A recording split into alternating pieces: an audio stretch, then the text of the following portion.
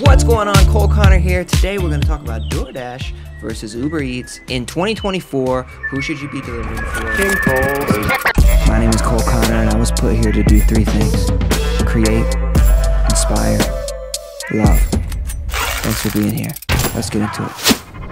Okay, so though my business picked up in January, February, March, and December, I got really slow. I wasn't prepared for it. I talked about it in the last income report.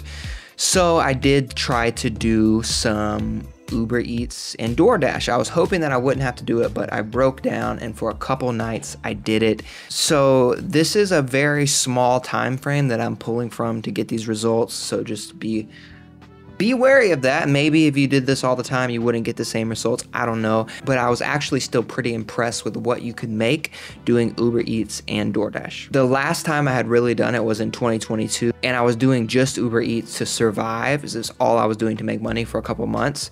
I don't know why it didn't click to do Doordash too, but that's what the game changer would be if I were to get back into it. When I made this video here, it did really well. It seemed like y'all liked it. So that's why I wanted to make another one, and here's a breakdown of Uber Eats and Doordash. So I'm gonna go on my computer, look at my notes here. So Uber Eats, I made a total of $235 at 6 hours and 8 minutes.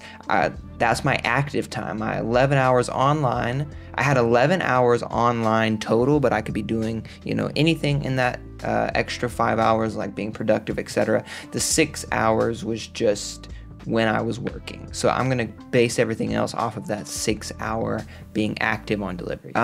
So of the 235, 65 was fare, 77.99 was tip. So I made more in tip than fare, but because my fare was so low, I got an additional $92 for props 22. So that comes out to, if you're looking at your active hours, about $39 an hour. And that doesn't include gas and taxes, whatever else, but that's pretty freaking good compared to some people having college degrees and making $23 an hour. And Uber Eats in a big city, it's always bumping. I mean, I could have gone harder. That was just, maybe it was just a good couple days, but yeah, because I didn't even do that full 6 hours in a row. I did it a couple hours here, a couple hours there, which I do think also affects it. And if you want to go by the however many hours I was online, that's still $21 an hour. So for Doordash, I had a total pay of $154, $60 pay was my fare, $38 was props 22, and then $56 was tips. I had 4 hours active. That's $38.50 per hour, which is pretty good as well. But I did have 12 hours online. So, it depends on how you want to do the math there. But they roughly equal the same amount per hour.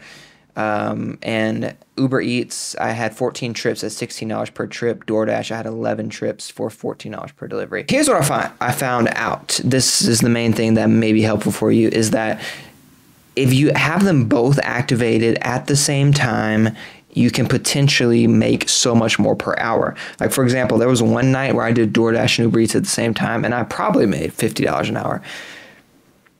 I didn't pay attention to which night that was, but it made a big difference. Now, that does make it a little more stressful, and you do have to coordinate where you're going, where you're traveling. I don't know why I didn't think about that 2 years ago, because that would have greatly helped my hourly rate, but I didn't think about it. And yes, it's more stressful, but I say my biggest tip is, if you're going to do that, do Uber Eats and Doordash, have them both locked and loaded. When one's slow, the other one will be busy. Doordash has different restaurants than Uber Eats usually, and so it ended up being, I had a really good restaurant right by my house that does Uber Eats, and then I had one right by my house that does Doordash, and so I was able to get both of those, and they're both pretty expensive, and you get pretty good tips. So those were the stats. That was my experience in 2024, or the end of 2023, doing it. I do think you can still make great money. For me personally, I wouldn't want it to be my main source of income. You can check out this video here about why I don't think you should depend on it for your main income.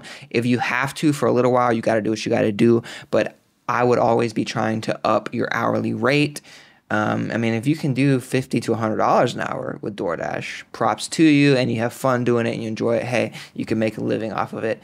But for me personally, I enjoy the other stuff I do better. So I just use it when I really need it and really have to.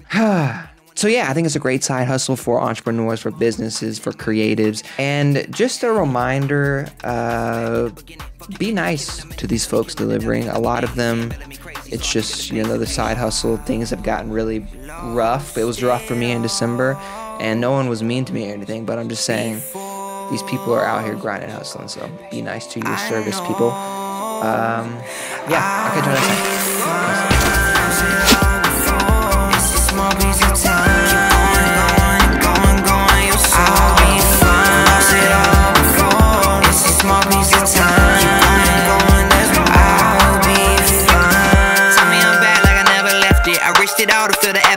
It's bringing me to life like I'm evanescence. I don't run the race, I'm forever present. I don't get a